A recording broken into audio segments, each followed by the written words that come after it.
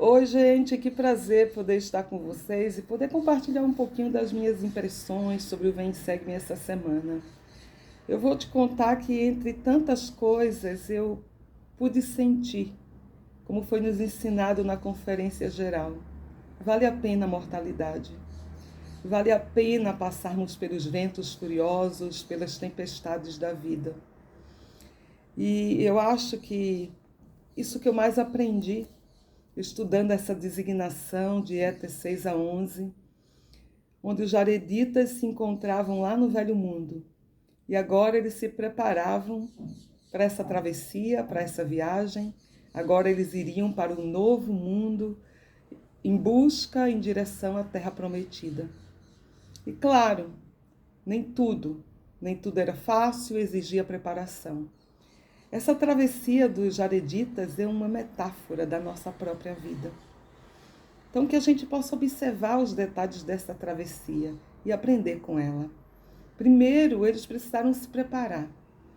Precisaram construir barco, precisaram pensar em todos os detalhes, desde o ar, desde a luz, como a gente viu como o Senhor tocou as pedras e iluminou, como eles precisaram pensar nas provisões, em tudo que precisavam levar para essa viagem. Até porque eles precisavam sobreviver. Então precisavam levar alimentos, animais. E eu fico pensando quão é importante na nossa vida a preparação. Cada viagem que a gente vai fazer, por mais simples que seja, a gente vai lá, pega a mala, separa, decide o que leva, faz a triagem, pesa, despesa. Imagine uma travessia, que é para a vida toda. Como esse povo deve ter se sentido e como eles depositaram a sua confiança no Senhor. Eu fiquei pensando sobre essa viagem e sobre o que estava implícito nessa viagem. E como o Senhor também providenciou meios para abençoá-los, até porque eles não tinham luz. E quando o irmão de Jared diz, Senhor, vai permitir que a gente viaje na escuridão, ele vai lá e dá luz. E eu fico pensando, nessa nossa viagem da mortalidade, o Senhor também não nos deixou no escuro. Quais seriam essas luzes que apontam um caminho, que iluminam a nossa vida e que não nos deixam no escuro hoje? E eu fiquei pensando, tantos pontos de luzes que eu tenho, ministradores, anjos que me abençoam. Fiquei pensando num profeta vivo, nos apóstolos, nos líderes que eu tenho. Eu fiquei pensando nas escrituras, nesse programa inspirado que é o Vem Segue-me. Eu pensei no templo, que é esse farol na noite. Eu pensei na oração, na minha bênção patriarcal, que me guia, que me conduz e que à medida que os anos passam fazem muito mais sentido na minha vida. Nós temos muitos pontos de luzes. Nós temos tantas coisas que a gente pode se guiar para que a gente realmente não caia nas trevas. E o Senhor iluminou esse povo. Eles viajaram e não viajaram no escuro. Assim como nós também não viajamos no escuro na nossa travessia pela vida. O que nós precisamos é buscar essa luz. É saber onde encontrá-la. E o nosso Salvador foi lá e tocou, ele preparou a luz, né? Ele não foi o irmão de Jared que preparou, mas foi o Salvador. O irmão de Jared foi lá e extraiu as pedras. Ele deu um formato, ele trouxe as pedras. Mas foi o Salvador que preparou. Que a gente possa fazer a nossa parte e deixar que o Salvador prepare as outras coisas na nossa vida. E aí, quando a gente vai lendo em Éter 6, a gente já se emociona, porque ele diz assim, no versículo 4, e aconteceu que depois de terem feito todas essas coisas, se preparado de todas as maneiras, embarcaram em seus navios ou barcos e lançaram-se ao mar, confiando-se ao Senhor seu Deus. E para mim a frase-chave aqui foi confiando-se. Não foi simplesmente confiando em Deus, foi confiando-se. Qual a diferença? É quando você se confia, é quando você se entrega, é quando você diz, eu estou em suas mãos, eu estou aqui para fazer a sua vontade. Foi esse nível de confiança que tinha aquele povo. E eu fiquei pensando, será que teríamos nós esse nível de confiança? Será que eu teria?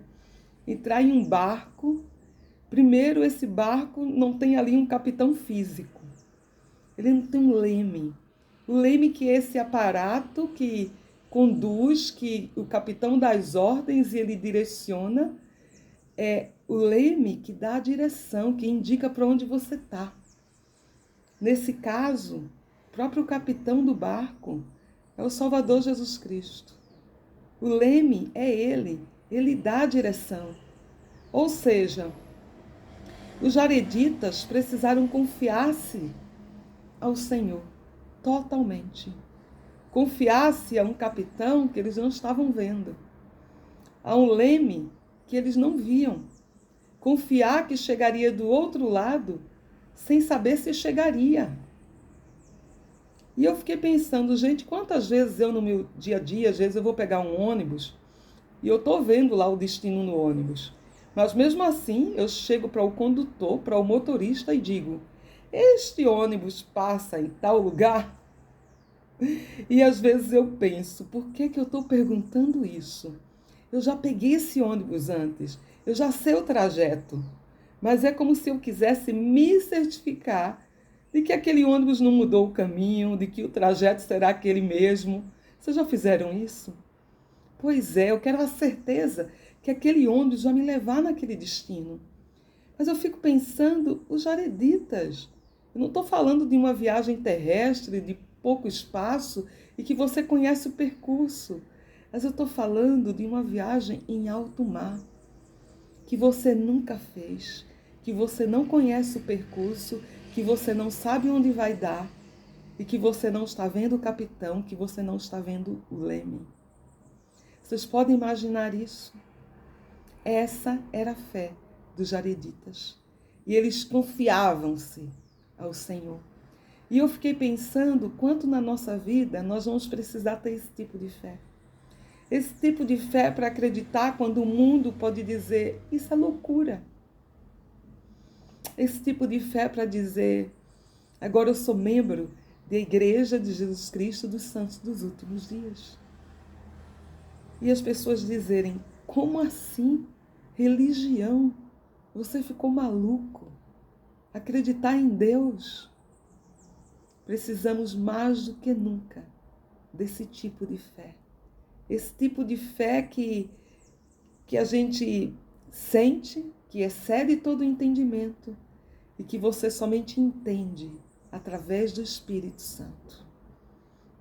E olha só, e aconteceu que o Senhor Deus fez com que soprasse um vento furioso sobre a face das águas em direção à terra prometida, e assim foram eles impelidos pelo vento sobre as ondas do mar.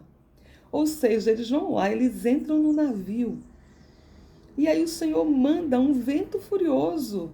Como assim? A gente podia dizer, pô, Senhor, não basta toda a fé dos jareditas, não podia ser algo mais tranquilo, águas tranquilas, uma brisa suave, nada de emoções fortes, nada de gente ficando tonto, desmaiando, tendo náuseas. Por quê? Porque ventos furiosos. Gente, os ventos furiosos impulsionam. A brisa suave, eles demorariam muito, muito tempo para chegar. A calmaria, gente, não impulsiona. Vocês conseguem perceber isso? Na nossa vida, quando é que a gente mais cresce? É quando está tudo bem? É quando está tudo certo? Ou quando vem um vento furioso e nos impulsiona? Quando é hora de mudar de área de trabalho, de mercado de trabalho, de buscar um tratamento de saúde, quando é hora que eu preciso pensar em resolver uma situação difícil, quando é que os ventos me impulsionam?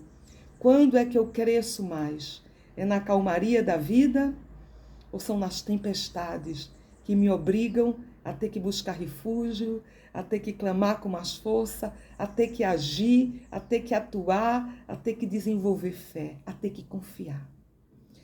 E aconteceu que foram muitas, às vezes submersos nas profundezas do mar, em virtude das ondas gigantescas que se quebravam sobre eles, e também das grandes e terríveis tempestades causadas pela fúria do vento. Vocês podem imaginar isso?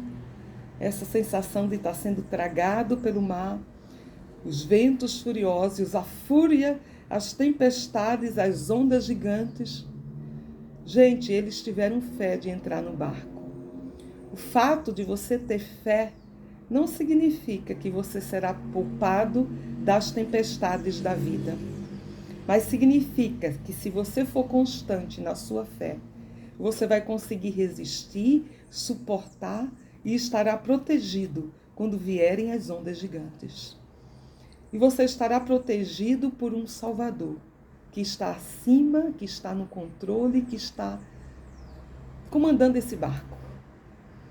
Que a gente possa realmente refletir sobre isso. Todos nós estamos nesse barco. E os ventos furiosos virão para todos nós.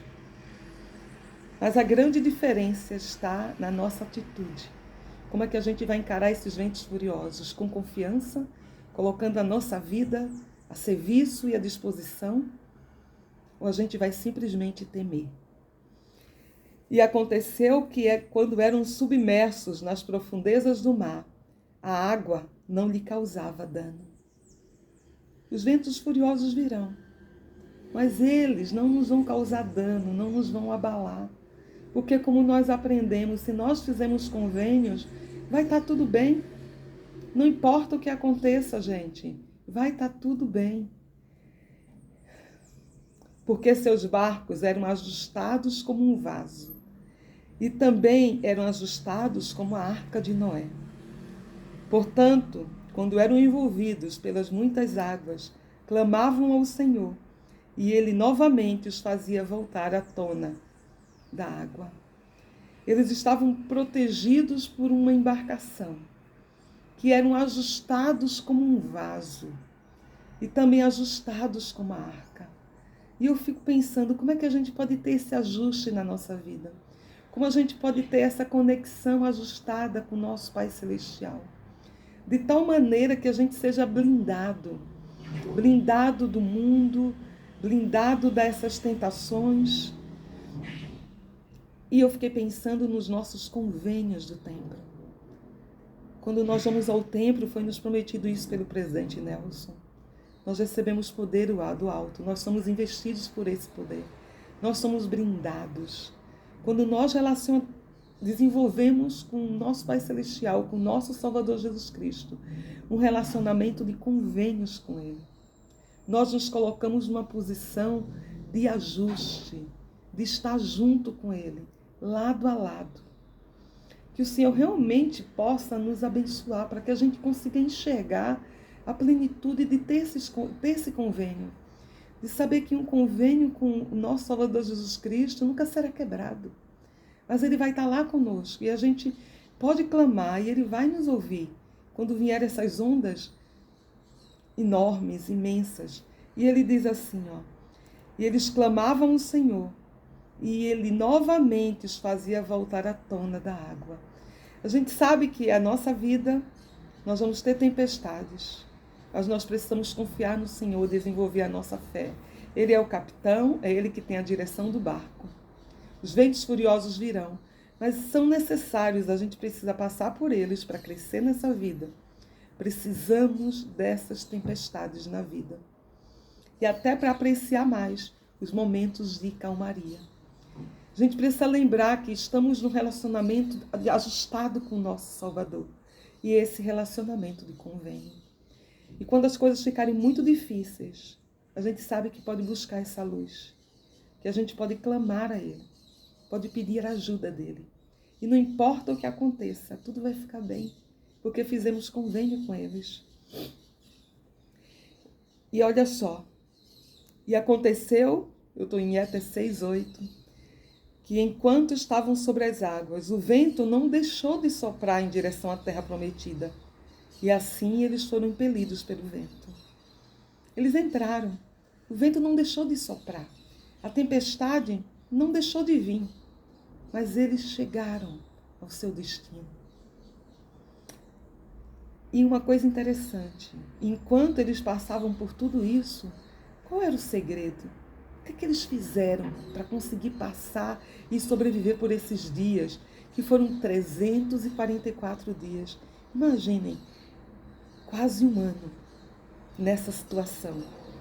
No versículo 9, e cantavam louvores ao Senhor. Sim, o irmão de Jared cantava louvores ao Senhor e agradecia e glorificava o Senhor o dia todo. E quando chegava a noite, não cessavam de louvar ao Senhor.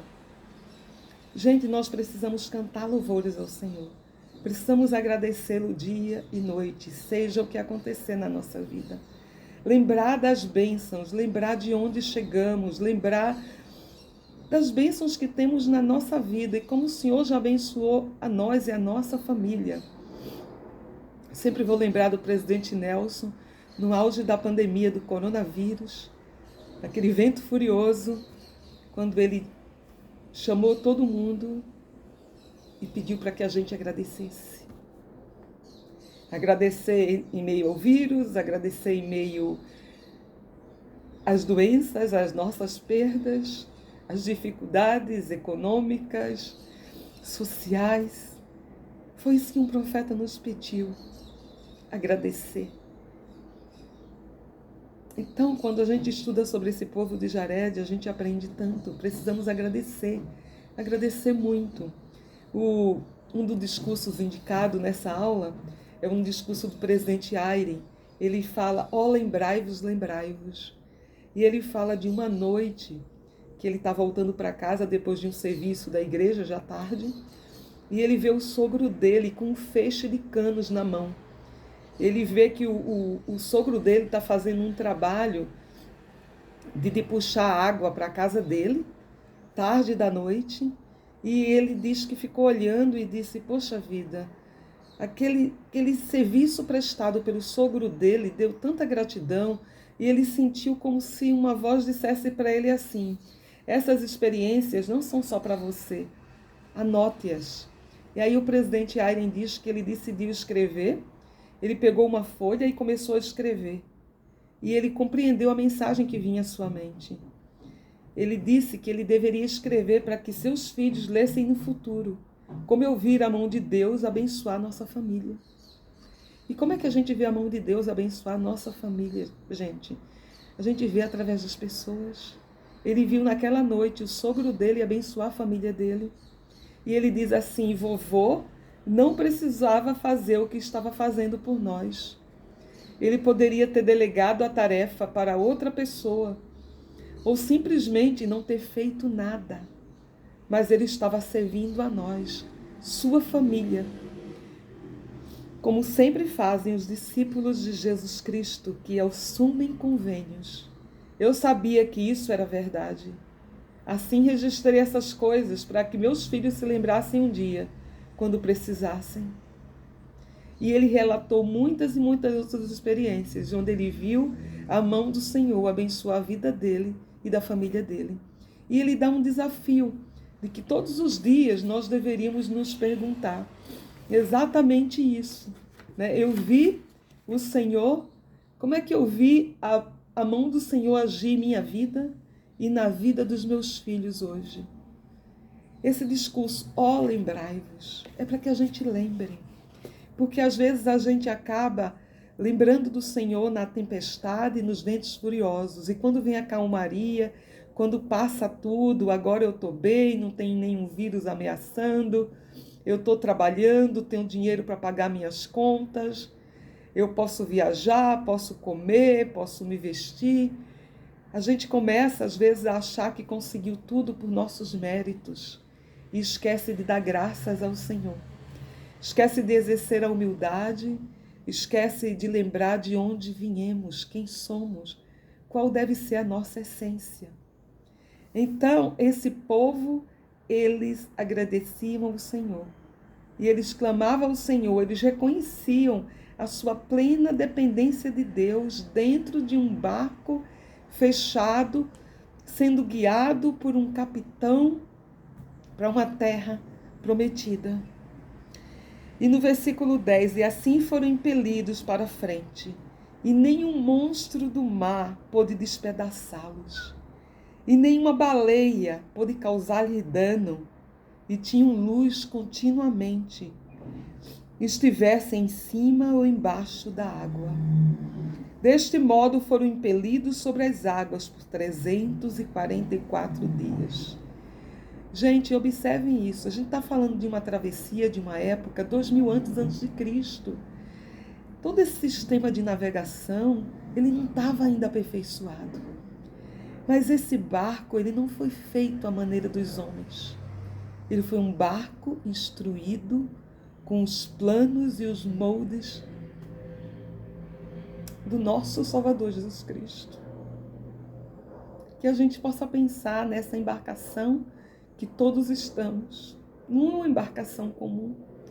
Nós podemos e sabemos que quando assumimos e cumprimos convênios, nós estamos sendo guiados em uma embarcação especial, em uma embarcação que será protegida. E desembarcaram nas costas da terra prometida. Depois de quase um ano, depois de muitos ventos furiosos, depois de muitas tempestades, depois de muita oração, de muita súplica, de muito louvor e agradecimento, eles desembarcaram na terra prometida. E quando puseram os pés nas praias da terra prometida, inclinaram-se sobre a face da terra e humilharam-se perante o Senhor e verteram lágrimas de alegria diante do Senhor, por causa da imensidade de suas ternas misericórdias para com eles. Gente, quando a gente pensa em ventos furiosos, em provações na nossa vida, nós estamos falando também das ternas misericórdias do Senhor. O quanto o Senhor nos salva, nos cuida, nos cura e nos permite que a gente veja a luz no final do túnel, que a gente veja a terra prometida. Essas ternas misericórdias que eu tenho certeza que, assim como eu já vi na minha vida, você também já viu na sua. Você já viu essas ternas misericórdias da bonança, do amor de Deus, de ser envolvido pelos seus braços. E aconteceu que saíram pela face da terra e começaram a cultivar o solo. Eu achei interessante aqui no 17 que diz: e foram ensinados a andar com humildade perante o Senhor, e foram também ensinados do alto. Gente, que maravilhoso! Precisamos também andar em humildade, precisamos ser ensinados do alto. Às vezes a gente acha que sabe algo, a gente às vezes pode se sentir melhor que outro, ou às vezes achar que um chamado te qualifica mais para o reino de Deus. E a gente precisa aprender a ser humilde sempre, sempre, sempre, sempre. O presidente Uchtdorf, também uma indicação da aula, o discurso dele, o maior dentre vós. Esse discurso é aquele discurso, gente, que é uma tapa sem mão.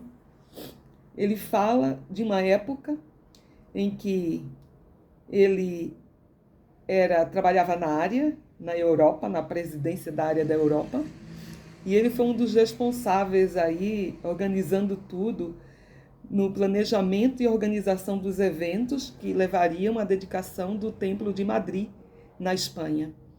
E ele trabalhou nisso com a esposa com muito afinco, com muita vontade. Mas quando estava chegando próximo à dedicação do templo, ele percebeu que não tinha recebido um convite. E ele estava tão ansioso que ele dizia para a esposa: já chegou o convite? Será que esqueceram de nós? Será que eu ofendi alguém? Será que está entre as almofadas do sofá? Será que revisamos direito a caixa do correio? E à medida que o tempo passava e se aproximava a dedicação, ele percebeu que o convite não vinha.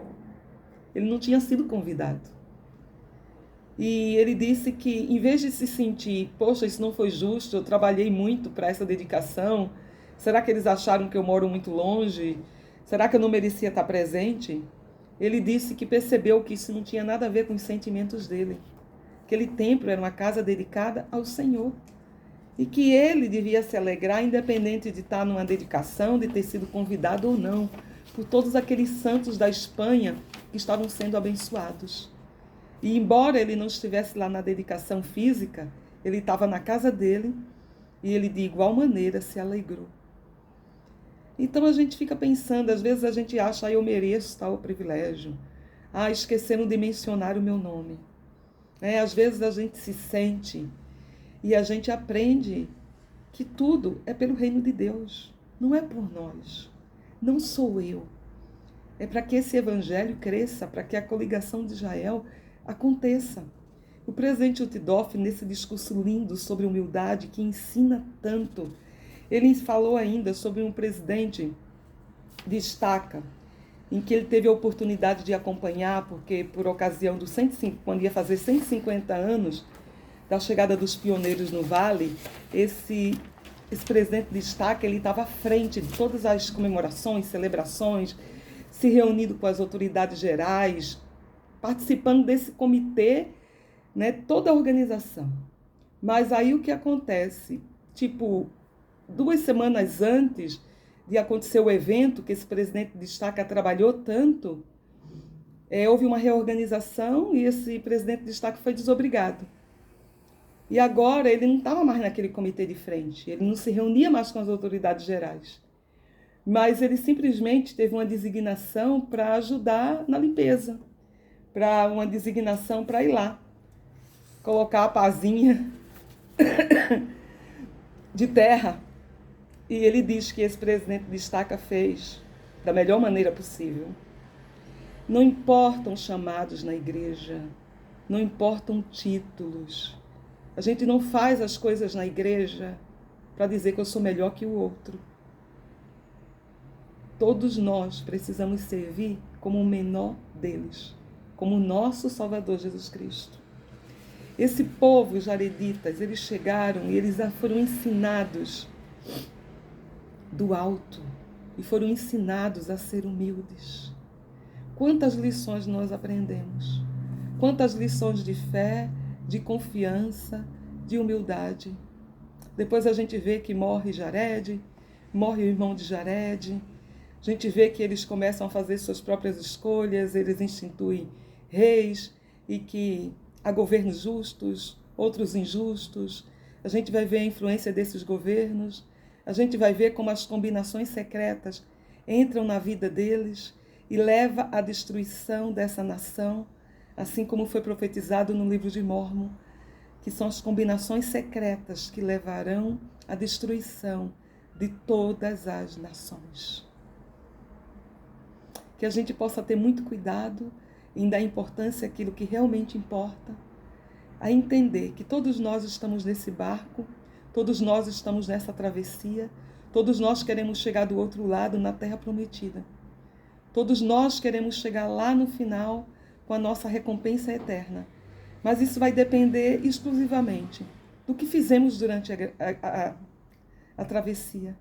Agradecemos, clamamos, desenvolvemos fé, relacionamentos de convênio e confiança. E depois da travessia, continuamos agradecendo, continuamos reconhecendo a mão do Senhor na nossa vida. Que o Senhor nos abençoe. A história dos jareditas, essa história de fé incrível. E que essa fé também esteja presente na nossa vida. Sabendo que temos um capitão, temos um comandante. E que não importa os ventos furiosos, eles nos impulsionam a chegar aonde precisamos chegar. A voltar para o nosso lar celestial. Que o Pai Celestial nos abençoe com todas as suas bênçãos, que possamos reconhecer o poder dele e as bênçãos dele na nossa vida e na nossa família. Que possamos lembrar. Até a próxima.